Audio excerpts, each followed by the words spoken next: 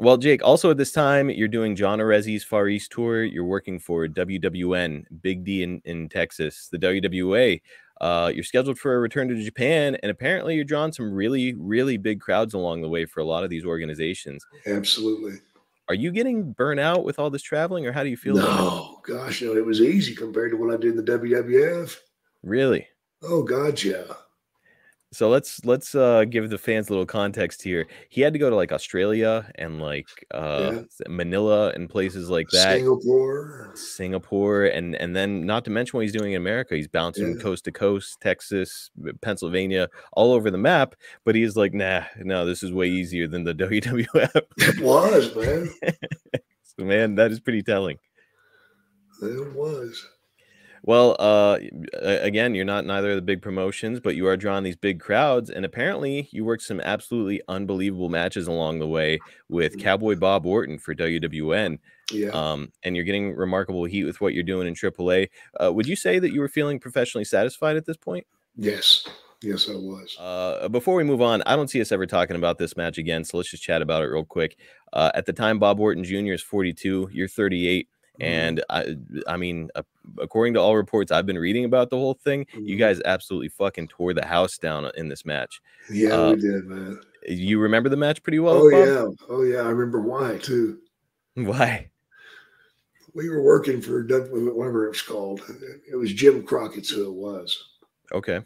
And we'd all got there, and the Road Warriors are booked for the main event, except their gear doesn't make it. They have no shoulder pads. They have no paint. They have no nothing. They don't have tights or nothing. Oh, God. But a plane's going to land at 9:25. The show started at 7. Oh, so Lord. they're asking everybody to put in extra time. So the plane was coming into land when we went to the ring. And they told us, just keep going until we give you the signal. Okay. The signal. Yeah. Okay. That it's okay that the gear landed. Okay. The gear is here. Gotcha. So we went out there and just fucking had a blast, man. Just having one of our favorite matches, man. We put in like 43 minutes. Wow.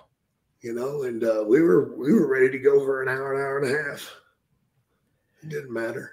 Dude, I mean, amazing. And really, it's, you know, again, your body was not in the, like, you weren't conditioned like you were in the WWF at this point. No, so like, how did you muster up all that energy? Oh, it was easy because I had somebody to work with, man. Ah, okay. You know, well, I know when we walked backstage, everybody was clapping and cheering us, you know, and all that shit. And Jimmy Crockett says, "Oh my God, I can't believe it.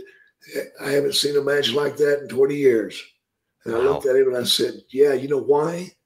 Because you fired all the fucking guys that knew how to work and went with a bunch of kids that just looked good." Mm-hmm. And he just went,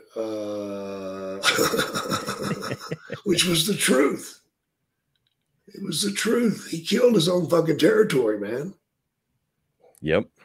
It's true. And look, again, Orton's 42, you're 38. I mean, you guys aren't spring chickens. You're both veterans in the business at this point, but still you're prime, man. You're working circles around everybody. Yeah, it was easy, man. Yeah, and like you know, falling off a horse. Just like falling off a horse. Yeah, you fall off of it and you get your ass back up and keep going, man.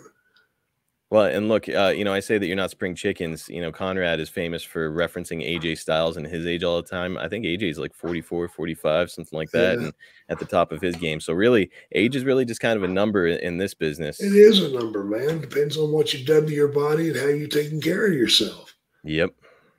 You know, Bob was certainly capable to go an hour easy. So was I.